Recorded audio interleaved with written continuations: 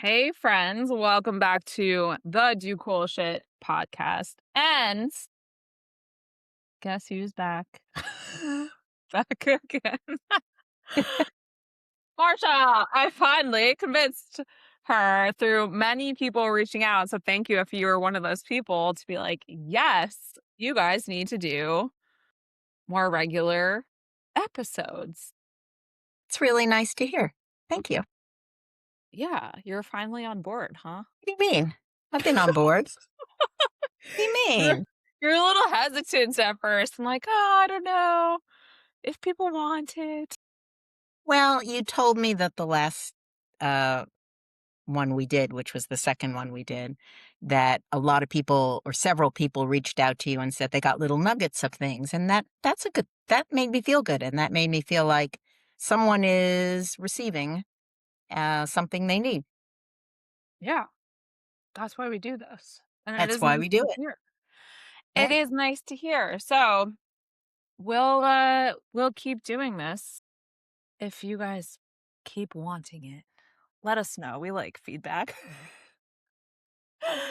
So today we were talking about what we were going to talk about on the episode. And this is a theme that is definitely very present in my own life right now in multiple ways, I would say. And also it's a theme that's present in everybody's life at In one one way or point another. or another, in small ways, in big ways. So we're going to talk about transitions. And this can mean a lot of different things, right? It can mean, like, we were talking about it being in a sense of moving kind of from one norm to a new reality or a new situation. And this can be, through life events. It shows up physiologically too.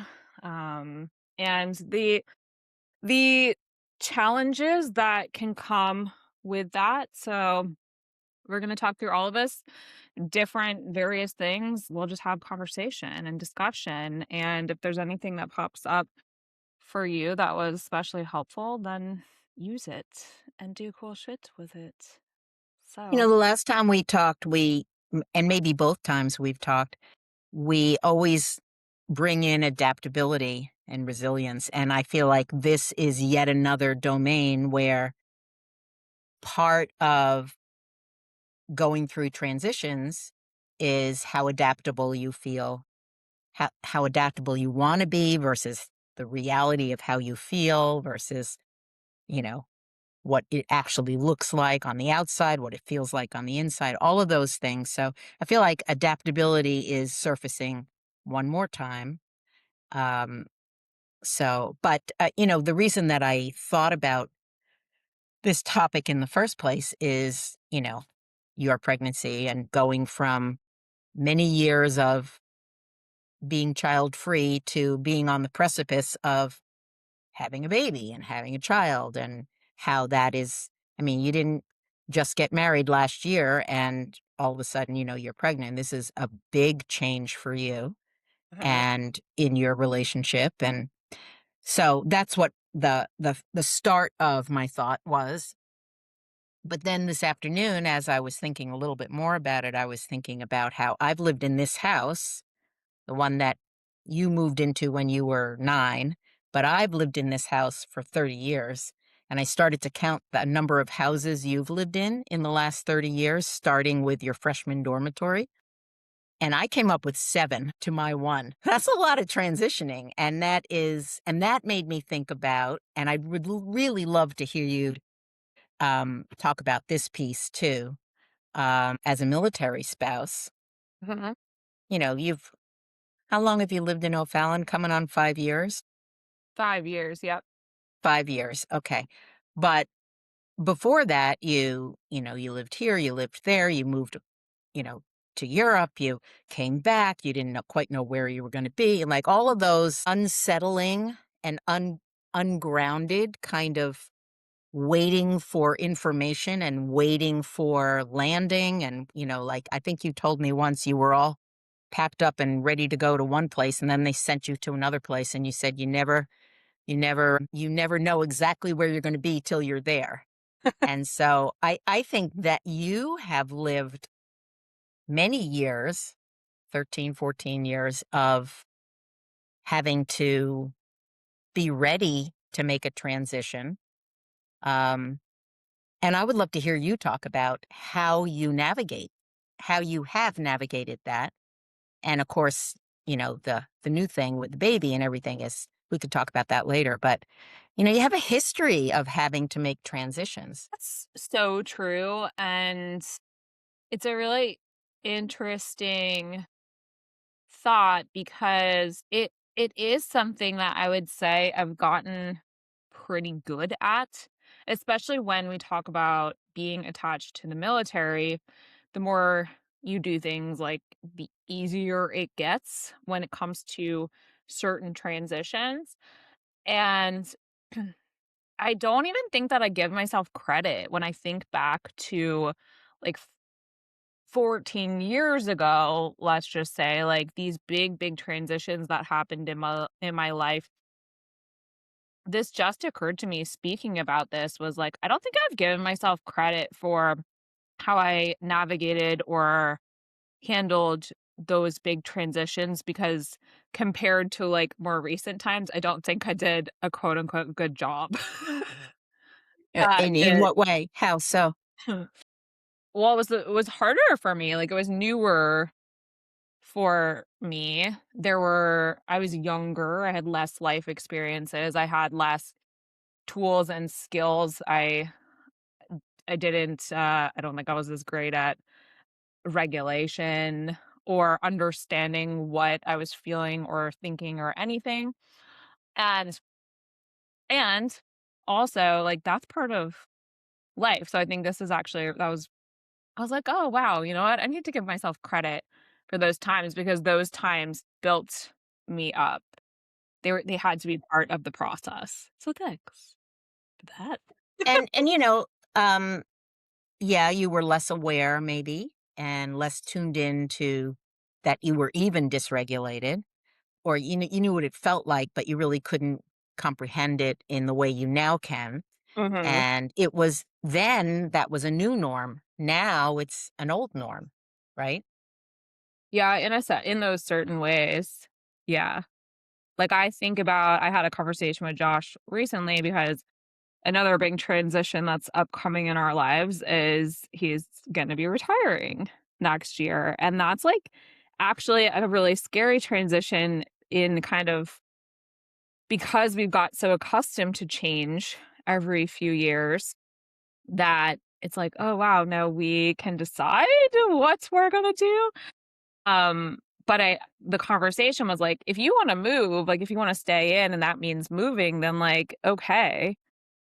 You know, it logically, I'm like, I know what that comes with, and I know that there will be challenge, but, like, I'll be fine. There's no thought of or concern in those areas, and even I think my some part of my system's like is like, "Ooh, change. Exciting." That is so great because that is the other side of the anxiety. That's the excitement. Mhm. It's really incredibly easy to say, oh, just look at change as an opportunity. Look at it as a challenge that's an opportunity, not a threat. That is so easy to say and so hard to really embrace and embody, right? Yeah, for sure. And I could tell you that the exciting part of it is because I've done it a few times and because of the experience that I had where I knew that there was opportunity logically, but then I was like, "Holy shit," when the change happened, and now I also have experience of like, "Okay, that hard holy shit change really led to great cool shit." So, there's more of that in change. And let's say you were to move either in the military or not in the military. Let's just say Well, let's stick with the if he were to stay in and you were to move, somewhere. You know it's gonna be hard, but you also know by experience that you'll make it. Mhm. So your trust in your survivor ability is better, Yes. right? So Yeah. think back to I'm sorry, I'm gonna make this a little bit more about you. Um, um, think back to times when you were in college and you were working for a professional sports team and they got bought out and you got laid off and like all of that stuff. That transition and you left people you were forced to leave people that you really were super connected with and all of that. Th That transition was a traumatic one. Yeah. So, and I don't think, correct me if I'm wrong, I don't think you're going off to college was a traumatic transition for you. I think it No, was a I was real so freaking you were excited. really pumped. Right, right, Yeah, I was like, right. So "Wow." No, I no, totally spot on, and that was something that I don't think until recently, like, that transition in my life, because it wasn't something that I necessarily chose. I had choice in it, and also it was kind of started by something that I didn't have choice in, by me getting laid off of this right. No career that I control in thought. that. Right, I was in this career that I thought that I was going to be part of as long as I wanted to be part of it, and that changed in a blink of an eye, essentially, um, and it sucked. It was very, very, very emotional. I went to the bar that night, and that's how I handled things.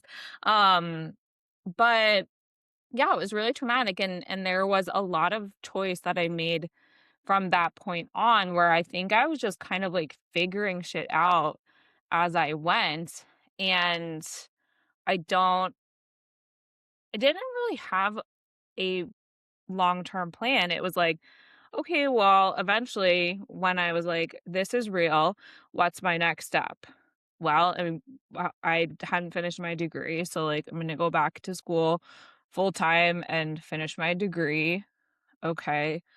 Well, I need to make money. So, let me find a job. Well, like figuring out these little bits and pieces, and then eventually moving across the country to be with Josh because had been dating long distance at that point for a while and decided that y- w- you know, we wanted to do the damn thing essentially. And that was probably one of the biggest transitions that I ever made in life. And it was shocking to me, to my systems, to everything. And it's pretty much as soon or shortly after you moved there, he was deployed for 4 months, and so Mhm. you moved back home because you didn't really know anybody, you were like, you had made a transition, but then you got all shook up and, decided that you would rather be back here for the 4 months and then start with him. Yeah, let me paint a picture for people who are listening where Okay. I'm from the Erie City. I lived in Philadelphia, like in the city for about 7 years. And then I moved to Clovis, New Mexico, which is the middle of nowhere. Um, it was unlike Dry and dusty. unlike anywhere I've ever lived before, and I had visited, so I had, like, some knowledge of what it was like, but living in a place like that where I didn't really have opportunity. I went to school for sport management and had worked for a professional sports team, and then I moved to the middle of nowhere, and I'm like, "What the fuck am I gonna do with my life?" Like, I just spent however many years of my life pursuing a degree, um, pursuing, like, I spent so much time and effort working in professional sports, working to get a job in professional sports and then working in it.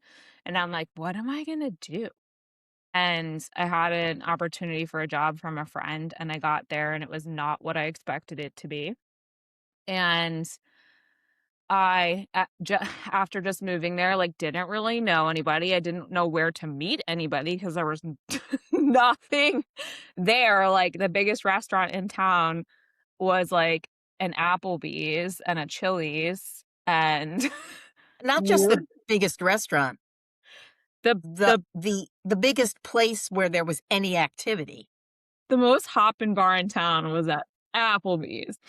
So, it was a culture shock to me, in every single way, and I was like, "Oh my god, what is happening?" And really the only thing that I was kind of, like, trusting was my relationship, and that was kinda the only thing that I had at that point. So, yeah, so when Josh deployed, I was like, So let me ask you a question. Going along, we'll come back to all this, but going along with the notion of you're better at this stuff now, yeah, and you know what you know, and you are better equipped and all that stuff. Let me pro- pose a hypothetical. okay. What if Josh decided to stay in the military and they were going to send you back to Clovis? How would you react and how would you respond and how would you manage to adapt and transition to that reality? That's a great question. And that was actually something when we moved, so we went to Hungary from Clovis, which was, like, a vast difference in everything, and and just a lot of opportunity, culture, everything like that. And we were very potentially gonna move back to Clovis after. Oh, I didn't know that. Okay. Yeah, it was, like, one of the top. Thankfully, someone else wanted to go there, so that's why we came here. I didn't think anybody wanted to go there. Okay. So, that was a thought, and I was like, "Oh my gosh," like, so let's say that that was the case now. I know that that would be hard because there would be less opportunity in form of what's around me, um, culture and, like, ways of thinking and how people operate is kind of different than, like, where I'm at, and and there were there were positives to being there too. So, this is where I think about in transition, especially when there's transition into the maybe something a little bit more challenging, maybe something that you don't necessarily want or like, that there's also parts of it that, like you said, like, there's parts that have opportunity and there's parts that could be positive. So, for example, like, one of the really, really awesome things about Clovis was that I had a community there, and there were, like, a lot of people there, and there are still a lot of people there that I love, and so I know that that would be there, that having support is huge. Um, as far as, like, work or business or career is concerned, like, I know that would be fine, and I could do really well. Um, and at least in that circumstance for me, I know that there would be temporary aspect to it. Okay. So you would choose to try and emphasize in your own thinking the positives and the fact that you knew it would be time limited would help you. Mhm. Okay. Mhm. Yeah, because for me, like, just dwelling on the deficits is not it's not a and I don't wanna say it's not an option for me because there's always, like, options for everybody, but it's just not the way that I wanna live life because I know that it's not helping me at all, so So as you approach having this baby mhm, and you know that labor is hard, mhm, and you really like your sleep, and that's mhm, going to be hard. mhm, Maybe you'll get very lucky, but you know, how are you? So the temporariness of that probably is a useful thing to remember. mhm, And you're just blindly trusting, and I think accurately so, but you're blindly trusting that you're going to love this creature mhm. and that will outweigh the negatives. Yeah, I logically know that there's gonna be so much challenge and things are gonna be really hard and that I'll very likely be in it and, cry many times and have, like, high emotionality.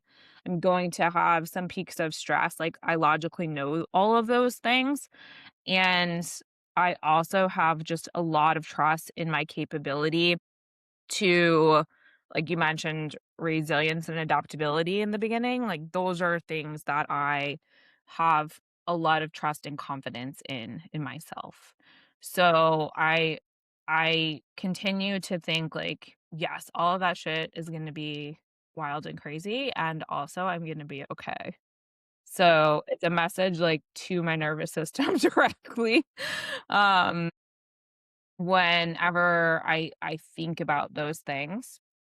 And there's we talked about this, and I think this is important here, where there's different parts of you when it comes to transition. And this is certainly true for me, where there's a part of me that is scared and uncertain and nervous. And there's a part of me that is that's like, oh my God, what are we doing? Like I'm going to miss all of these things. And then there's a part of me that is really excited, and I think that that excited part, like, well, they both get kind of loud at this point where we're kind of in countdown mode, like, I'm in 3rd trimester, but the part of me that wanted to stay in the known is becoming less, it's getting quieter, and the part of me that is excited for what's to come is getting a little bit louder. So I think there's a parallel. I mean, it's this, maybe you think I'm reaching on this, but I think about when you're in the gym, or especially when you're in a competition, it's sort of the same thing where it's going to be hard. Um, you also trust your capacity. You trust your equipment, your body, your equipment. Um, and you kind of know that you can do hard things. That doesn't mean you're always wanting to do hard things, but when you're in that situation, you can do it. Yes, So yeah. experience matters. Experience matters so much, and that's why, I mean, I love this parallel, and I think it's a great example. This is something that I bring up so often, I remind people of in their life when I work with them and when we're working through hard things, transitions in their life, is like, let's look at the evidence in and drawing parallels into, like, where you've done this in similar situations before. Reminding yourself and the different parts of you and your systems that, like, you're gonna be okay. Yes, this will be challenging, and you can do hard things, and, what cool things have come from you doing those hard things Right. before. But not denying that hard things are hard. Oh, fuck yeah. Right? Hard So it's things are like hard. a lot of people say, well, just focus on the positive, or just, put those negative thoughts aside. And I think it's really important to acknowledge them, but just not live there Yeah. if you can, and maybe even accepting the fact that you're gonna move in and out of some of these feelings, but not trying to deny them, Mhm. just trying to take a step back and see them in the larger context of everything else you're doing. And part of everything else that you're doing is the yield you're talking about. Oh, that's interesting, yield and yield, right? If you're able to yield, you actually get more yield. I hadn't really thought about that before, but Oh. um, the yield you get out of, the cool shit that you're able to do or experience because of the hard work that you've endured Mhm. or survived or pushed yourself through. Mhm. That's really cool. That's really important. Super important. Yeah, I'm a firm believer in recognizing the hard things and not just pushing them to the side, and not just focusing on the positive. I don't think it's helpful for people. Like, if we really wanna build resilience and we really want to be, like, regulated human beings, and we want to have more confidence and self-trust and patience and, like, all of these things, I think we need to recognize the hard things and what we feel in them, and the other sides of it, how we move through it, and not just put that shit to the side. And, like, when it comes to feelings, yeah, name them. Let them be there. They're not everything. It may feel like it when you're in the feelings. I can't tell you how many times I've, like, cried. I cried after doing a Pilates class last week. Yeah, that would be talk about talk about how you talked yourself out of talking yourself down. So that, like, this is a I mean, I was like, "Oh, this is a really good example of growth where, like, in transition period." So I went to a hot mat Pilates class with my sister, and it's not I've never done anything like that before, so I can't really say it's not really my thing. I was like, "Sure, I'll give it a try," and I knew logically going into it, like, I'm probably not gonna be able to do everything, or I quote unquote shouldn't do everything at this stage of pregnancy, and I didn't know what to expect. And I went into that class and I was like, I felt like shit in the class because there was a lot of things that I couldn't do or chose not to do because I knew that that was the better option for my body, was to not do the things. I felt really disconnected with my body because it was like a high pace type of thing, and I felt like doing certain motions on the count that was happening was not correct for me.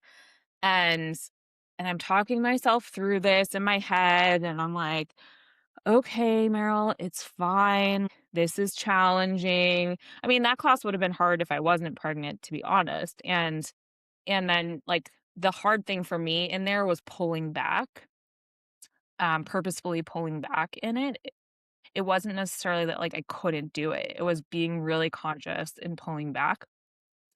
And I'm like, "It's fine. You're pregnant and you're listening to your body." And, like, the high achiever in me was my ego was not happy with that.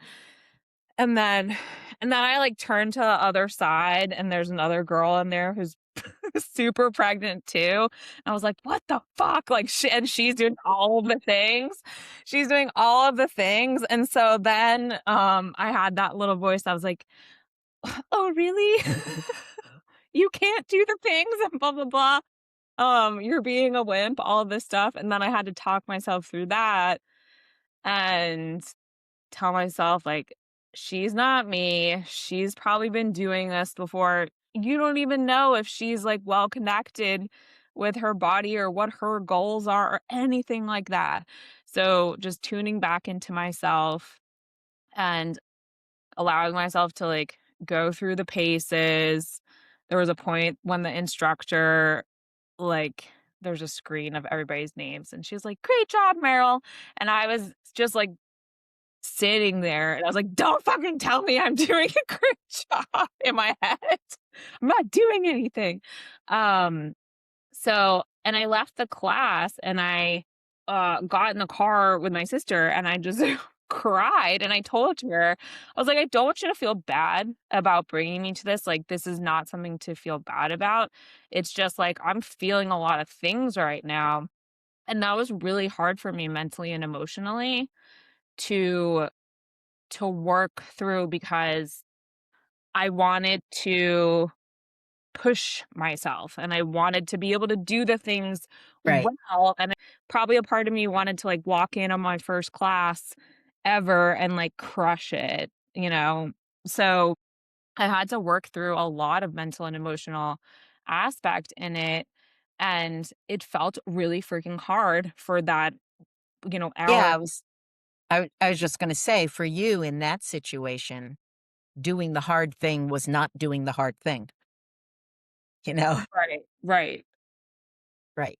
Mhm. And, as you go through this last trimester and how you work out, because I know you're gonna work out to the bitter end, how Yeah. you're gonna have to adapt as your body, your equipment is transitioning.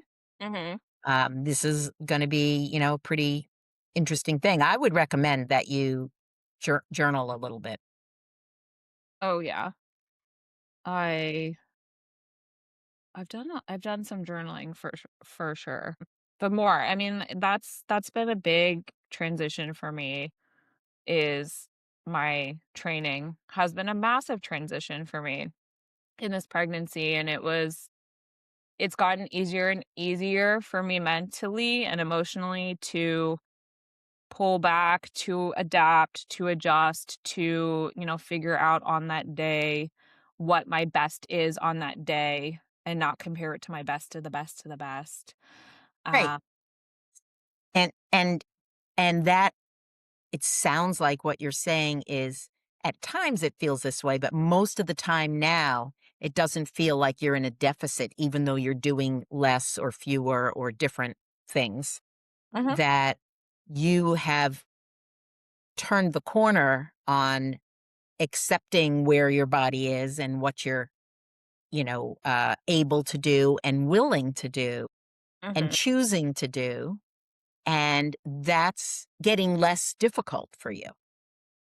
Even though you're, like your ego is not in the driver's seat quite as much. Maybe the Pilates class, reminded you of that, but you know, you're you're um you're choosing differently. mhm. Yeah, and I think a big part of that is zooming out and thinking about big picture. And that's, I think, an important thing in for anybody in transitions in life is everything feels really, really big when you're zoomed in. And when you like the emotions, everything feels big and heavy and more challenging and hard when like you're zoomed in on certain things. But when you zoom out and you may think about, what really matters or the things that you can do to help you move through that transition and kind of like get to the other end of it and how you wanna feel, then it gets easier to move through it. Yeah, I think part of that zooming out is seeing what the current situation you're in is in service of, you know. And some of these things are choices and some of these things are not choices, you know. Um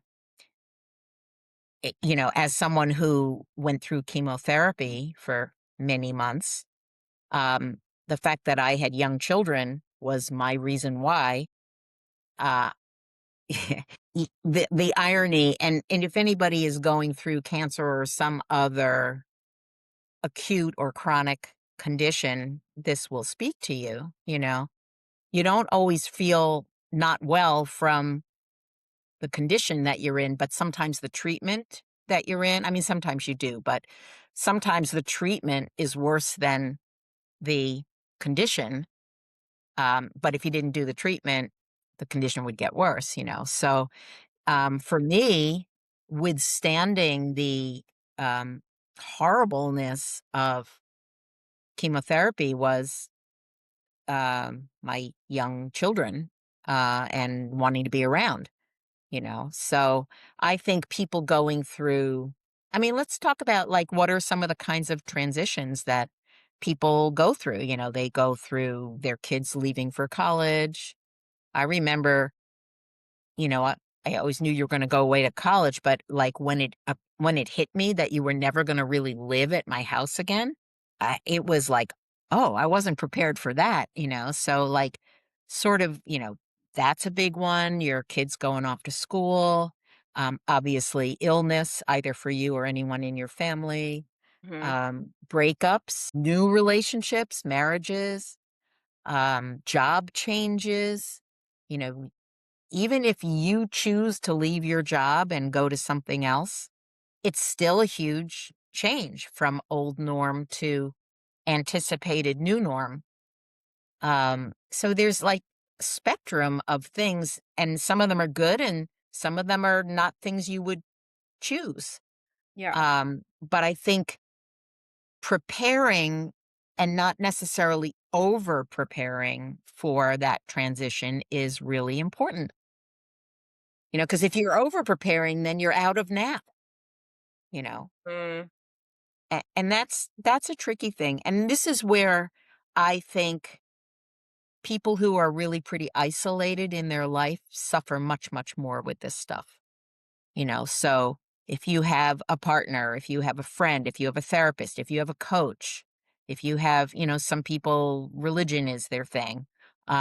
If you've got some sense of community or connection, um, that again you can trust, you're much better off. yeah. I agree, and that was something I know personally for me, and then in my work with other people is just comes up time and time again, and it's one of the big reasons why I've put such an emphasis in community into, like, certain group coaching offers that I have or within my one-on-one clients, even connecting them with each other, um, is because I truly think that isolation a lot of the time can create a very chaotic space. It may feel safe for people in certain ways, and I think that's also kind of like a form of self-sabotage for a lot of people, isolation. But certainly for me, like, like, not just trying to figure it out all on my own, although there were certainly things that I kept to myself and just kind of, like, chipped away at, but I know that it became easier for me when I had other people to even just talk to about it. It's a back and forth dance, you know, like um, self reflection, introspection. And that does take being in a quieter space and maybe even some solitude. Mhm. That's different than isolation. Yes. Yeah. But you have to do the internal reflection and then come out and connect and communicate and then maybe go back, you know. Um, I had a therapy trainer who once said that the definition of a friend, you've probably heard me say this before, definition of a friend, a true friend is someone who can reflect back to you who you are. Mm. You know, maybe not in necessarily in words, but you know, reflecting your values, reflecting what is good about you, reflecting what, you know, is special about you. And I think there's this balance in nature, and which you hear me talk about all the time, balance in nature of, you know, reflecting internally and coming out and connecting and maybe even just checking out. This is what I've reflected on, you know, how does that sound to you? Like, reflect on my reflection kind of thing, you know? But I'm sorry, I'm going off on a tangent in my head because reflection is the word of the day these days in the news. So like, um, and I keep thinking about Narcissus who would look into the pool and reflect back himself. So to the exclusion of everybody else. So that's isolation. We don't want to do that.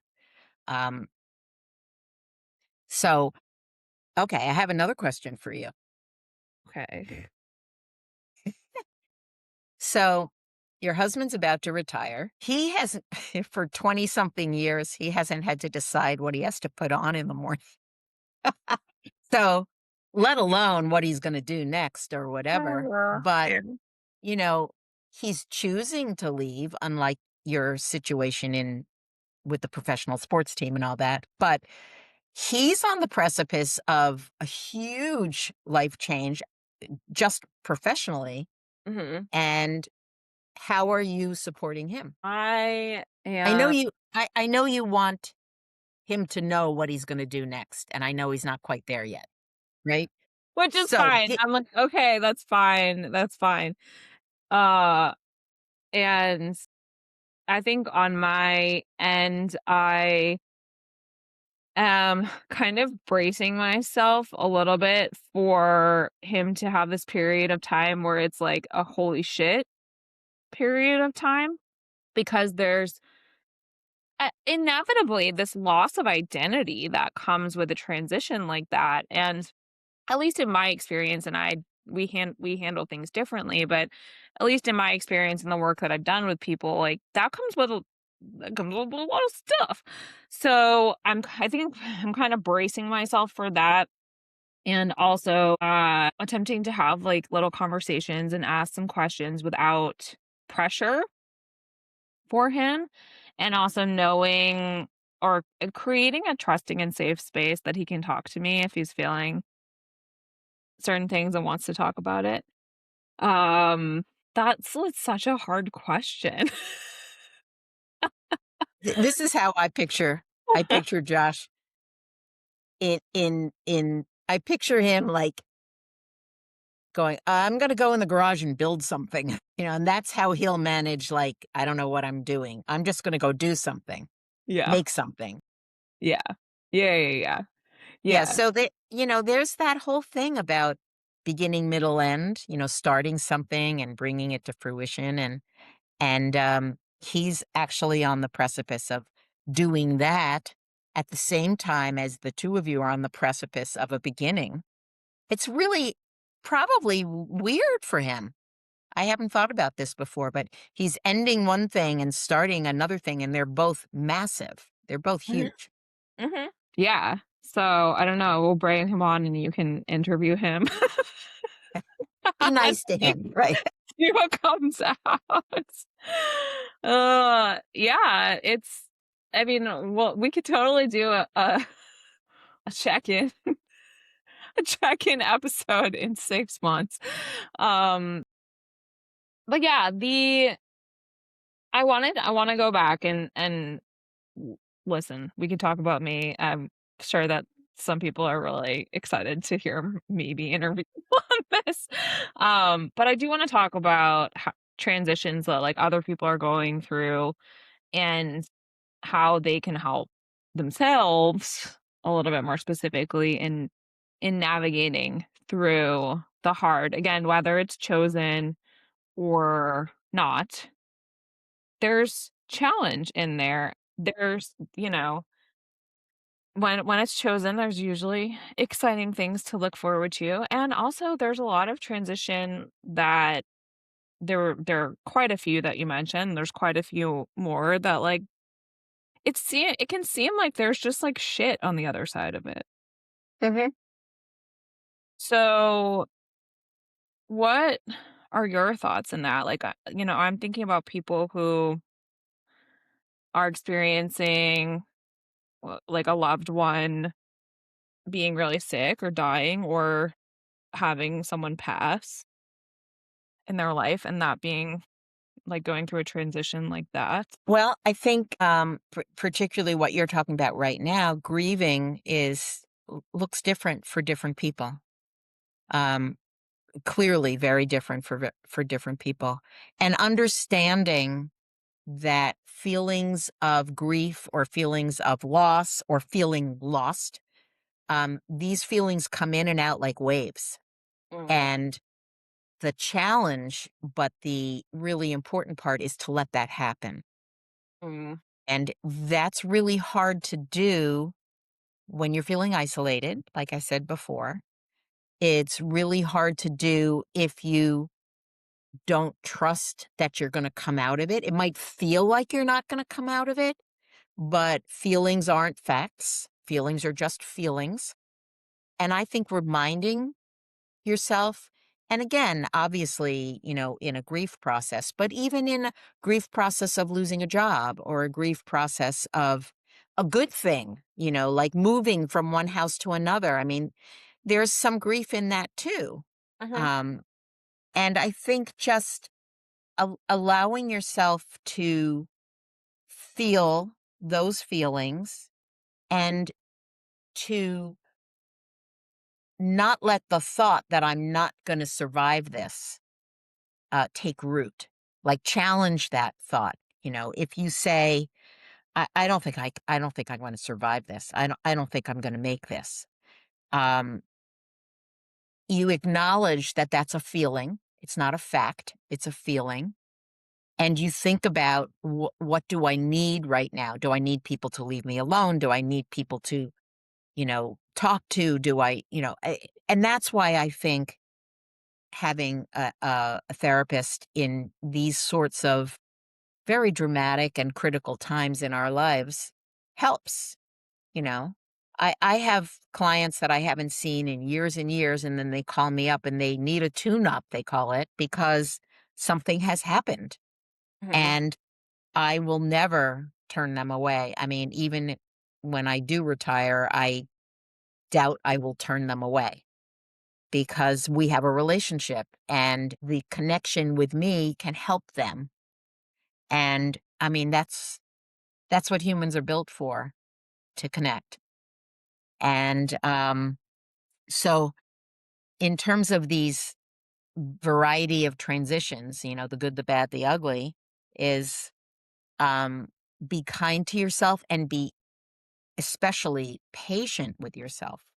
You know, when I used to work in medical social work where, cardiac rehab, pulmonary rehab, um, people used to be so impatient with themselves. I should be further along than I am. I should be able to, kind of like what you did in the Pilates class. I should be able to, do this stuff and be patient and understanding of yourself and almost as if it, as if you are standing next to yourself and talking to yourself.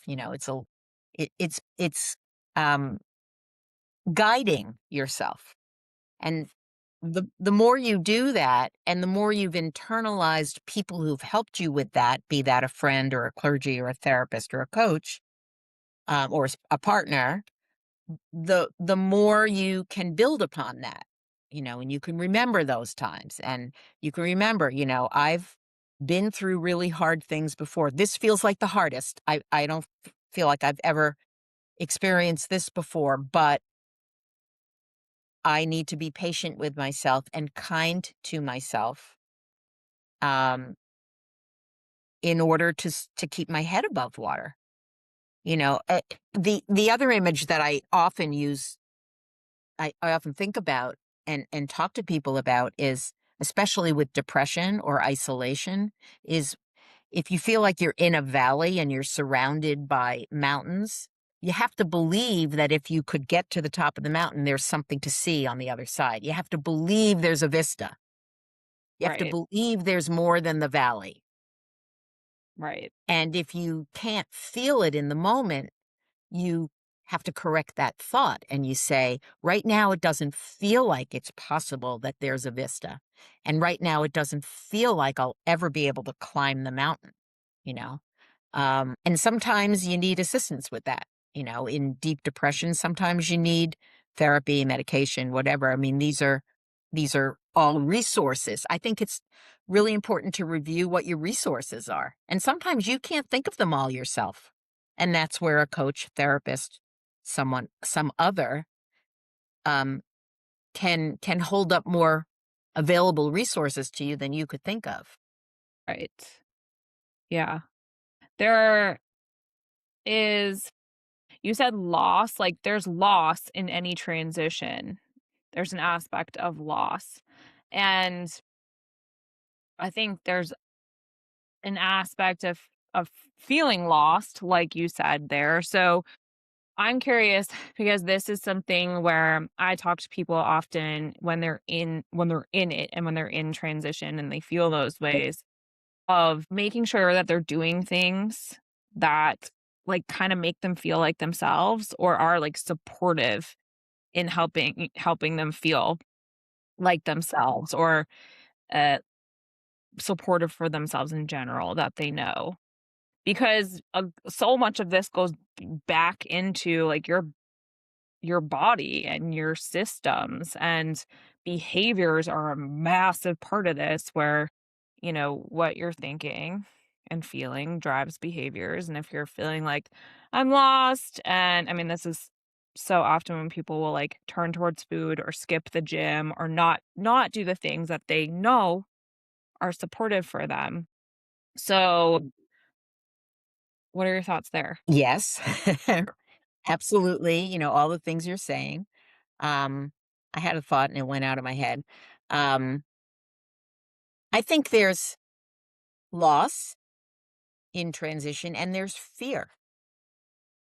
I think there because we're going from a known entity, a known norm, a known situation, even if it's shitty, it, to perhaps an unknown. And that's scary. That's really scary.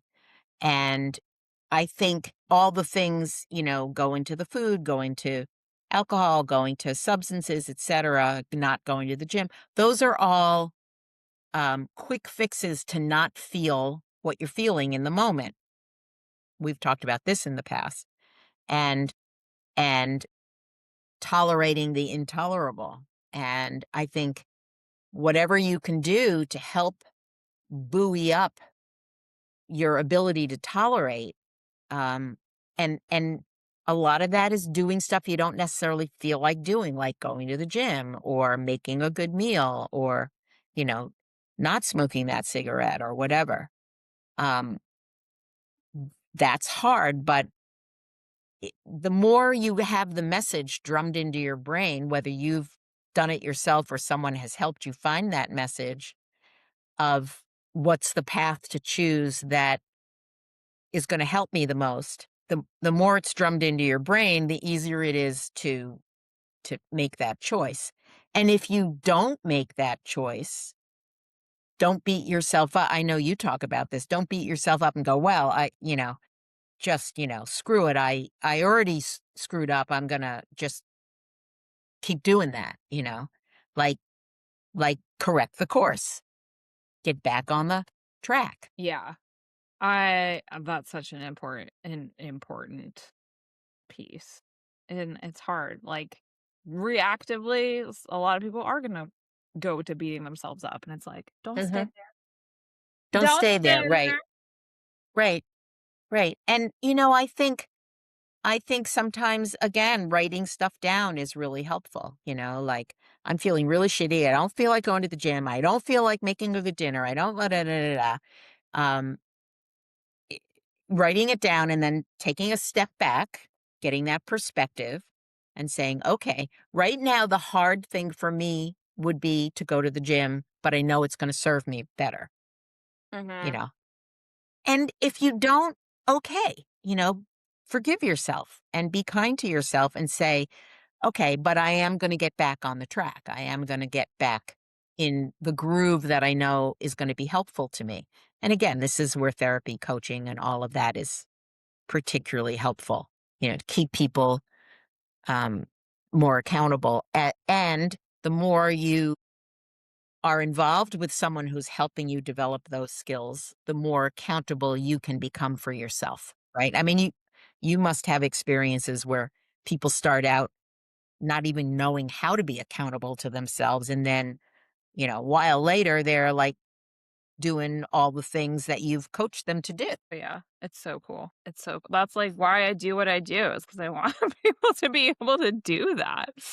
Um, yeah, I think that's such an important points that you made in there where like, personal experience, since we talked about a lot of that in here, is like there's been so many times when, like, certainly in my pregnancy, I the time that popped into my mind was when your breast cancer diagnosis came back last Couple June. years ago, yeah. 25 years after the first, yeah. Right, and that was like, it stirred up so much shit for me mentally, and I was not feeling at all like doing the things. Like, I didn't wanna go to the gym, I didn't wanna track my nutrition, I didn't wanna do any of the things that I was, like, doing really well in the day before you called me with that news. And in that time, I was like, "Okay, but I know that going to the gym makes me feel like me. I know that that's something that I like, and I don't feel like doing that right now." And I remember going and I had squats and I, like, cried after I did them, but I did them, and it was, like, something that I was really proud of myself for going and doing, and it, like, anchored me into my identity. Nutrition-wise, I was like, "You know what? I'm not gonna track my nutrition." And also, I know that, like, eating a balanced meal and some fruit and protein and stuff like that is gonna help me feel like me. It is going to be the thing. So it's like, I wanna eat 7 donuts right now, and that would be good for about 4 minutes. So, just, like, really thinking through the things and knowing that you may not feel like doing the things. You don't have to do all of the things in the same capacity or standard Mhm, that mhm. you did them either. I think that's a really, really key thing in transition is things can look different. Well, Just that's where I'm sorry. That's or like where, yeah. giving yourself grace. When I say be kind to yourself, be gracious to yourself as well. You know, I think your example, which, I'm really just hearing about for the first time, but, I think your example of hearing about my diagnosis threw you back to the trauma of the first time when you were only 11, you Yeah. know, you had no resources really to, you didn't know what to do with that then. So I think the new reality threw you back to the old reality, but it wasn't a good old reality. Mhm. But then you came back to the new reality with of a sense of resources. Mhm. And that's the growth. That's the growth, you know. Um, and that's where trusting your capacity and um resources is so important. It's really important. Yeah. Yeah. So, where do we go? Where do we go from here? I don't know how to wrap this up. Well, I'll tell you something. When I drive on a racetrack and I'm going down the straight at 110, 120 miles an hour, and you know that I'm not afraid of going fast on the highway. You know Mhm. this. Yes. But at the end of the straight is a turn that you have to make at about maybe 45 miles an hour. And that's why I don't like straights because I'm always anticipating the transition. And I have had to come to learn to trust my equipment, which is my car, my tires, what the car can do. Not going to ask the car to do more than it can do. I'm probably asking it to do 25% of what it can do, but it doesn't feel that way. And anticipating what I need to do to make the transition in the turn safely is something I have to wrap my head around so that I'm not like braking halfway down the straight. Same thing with skiing. You have to trust your equipment and trust what you feel you can do. And sometimes it's what someone else tells you you can do or what your equipment can do and whether you can trust them. Mhm. So I think some of these visceral experiences, um, are sometimes like not even big life experiences, but when you have to move from one speed, let's say, to another, or one tempo, and tempo is another thing we could talk about sometime. When you move from one rhythm or tempo to another, how you make that smooth, or how you make it as smooth as you can. And that's all the stuff that we've been talking about today, is beginning to trust yourself and trust other people's reflections of you. Trust that it's okay to reach out to someone. Doesn't make you, inadequate, doesn't make you weak or anything to want feedback or coaching or support. So that's what I would say. I like it. Yeah, Yeah. I think there's a big part in there where you said earlier you need to have belief in there, and sometimes you gotta borrow it from someone else. And that is Yeah. okay. Yeah. That Yeah, and that's how you expand your vocabulary and you expand your experience internally of what you're capable of, you know? I'm sure any of your clients who've been with you for a while would say in this conversation that they have gained so much knowledge and capacity and trust in themselves because of the hard work they put in, and because of the connection, the feedback, the direction that you have provided. And you provide that direction not because it's a lesson plan of what they have to do, but because there's a back and forth, there's a relationship, and you feed off of where they are, and they learn from what you're able to give them. And that back and forth, that's a conversation, an ongoing conversation, or a dance, if you will. And that's stay in the conversation, stay in the dance, because that's where you bloom. That's where you blossom, she yeah. said to the pregnant one. So so Oh, yeah, it's not to make it fluffy. Um, yeah, I agree. So if you're listening and you're going through a transition now, or you have, I'm sure you have one that you can recall in your life, and it may be or worth you're having, anticipating one. or yeah, for sure, anticipating one. I hope that we hope that this episode was helpful for you and you got something out of it that's going to help you in growing through your next transition or your current one. And if you would like further support, community, etc., then reach out and we will connect Be you. there.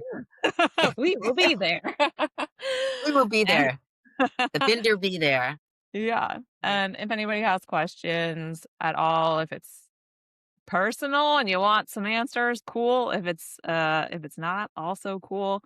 Let us know, reach out, and we'll do another episode together next month, maybe. Okay. Be Until then. well.